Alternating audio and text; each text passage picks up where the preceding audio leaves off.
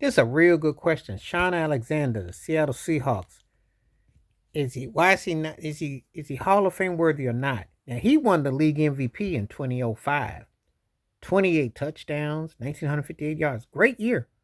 But some people think it was because of Walter Jones and that offensive line of the Seahawks why they thought he did so well. Because he went to Washington and he didn't really make an impact. He's one of those guys that if you talk to some people in the Seattle area, they got more respect for Curtis Warren, or they got more respect for Marshawn Lynch. Even though Shaun Alexander had a year for the ages, he doesn't really hit. He had 100 career touchdowns, but he doesn't hit in the debate amongst even the best Seahawk running backs, even though he hit in league MVP. How does that can that work? And can that be true? It's interesting too, because I had a buddy who was a big fan of Shaun Alexander. He used to run that in my face about how he got the MVP. And I said, yeah, but what he do in Washington, it's like a flash in the pan.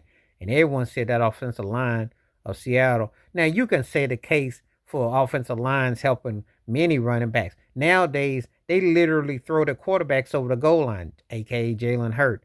You know, the push, the pull, however you want to call it. But sooner or later, if you're a respectable back, great as your line is, I don't get that sense when I saw Saquon Barkley get his 2000 that I would sit there and have said that he couldn't hold his own. No one questioned that. Great running backs that I saw, as great as the electric company was for OJ Simpson, OJ still was an incredible back.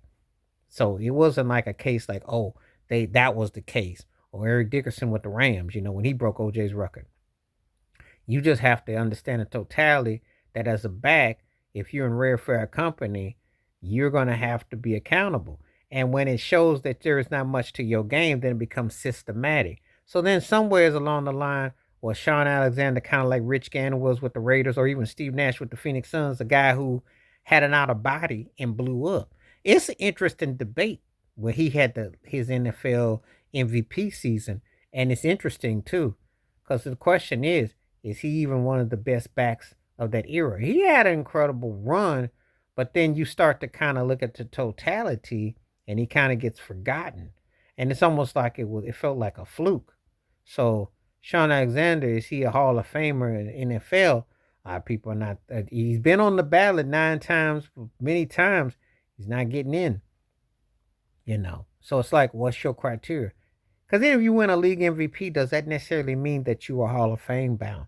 And I think this is an interesting situation, especially for running backs. And now, as time has gone on, running backs are starting to get some love this past year. Obviously, when you looked at what happened with what Saquon Barkley did, what Derrick Henry did, and even Jonathan Taylor with the Colts, and Jacobs, I want to say was with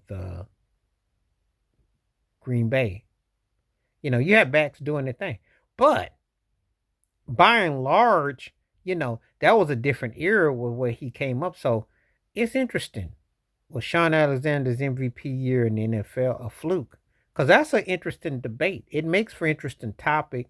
And we have seen some one-hit wonders or one-year wonders, and then you kind of wonder. And then someone said, well, how come Terrell Davis is in and not Shaun? Well, Terrell Davis had won 2 Super Bowls and 2,000 yards, and he had a more decorated situation with Denver. Shaun Alexander didn't quite get to that. So there's criteria. But anyway, tell me what you think. Shaun Alexander, was his MVP for the Seattle Seahawks a fluke, or was he just a running back that should get more, deserves more attention? You let me know below in the comments. Please like, subscribe, welcome thoughts, comments, and I do respond. Thank you. Wash your hands. Keep your mind clear. Watch out for another. Share it if you like and hit that membership, because when you do, video requests like this come true. Stay safe, stay blessed, stay woke, stay free. I'm out one time. Peace.